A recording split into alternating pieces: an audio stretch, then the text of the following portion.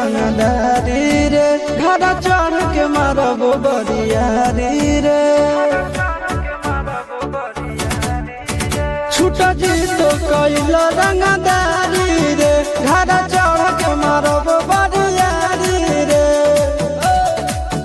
तोरा बाप के न तोरा दादा के चिन्हब बेटा सब गोली मारब तैगो गिनब तोरा बाप के न तोरा दादा के चिन्हब बेटा सब गोली मारब तैगो गिनब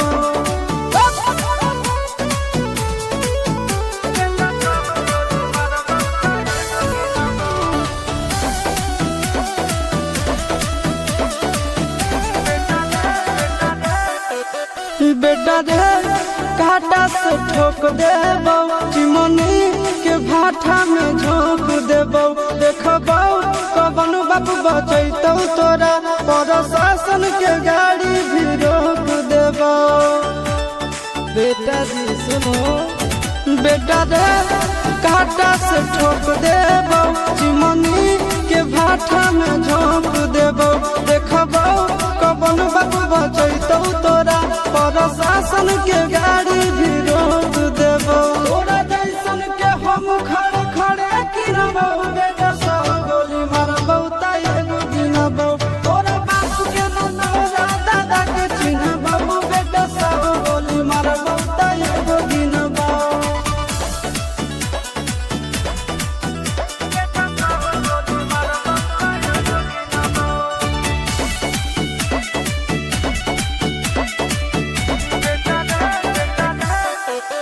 बेटा रे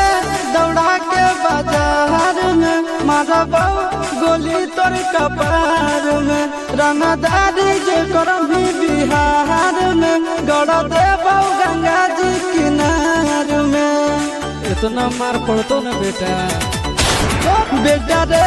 दौड़ा के बाजार में मारबो गोली तोर कपार में रंगदारी जे करबी बिहार में गड़ देबो गंगा जी किनार में कहो चिंटू आशीष के कारण सुनबो बेटा सब गोली मारबो तैगो गिनबो तोरा बाप के न तोरा दादा के चिन्हबो बेटा सब गोली मारबो तैगो गिनबो मारत मारत पिछुआरा लाल कर दे बेटा ध्यान से।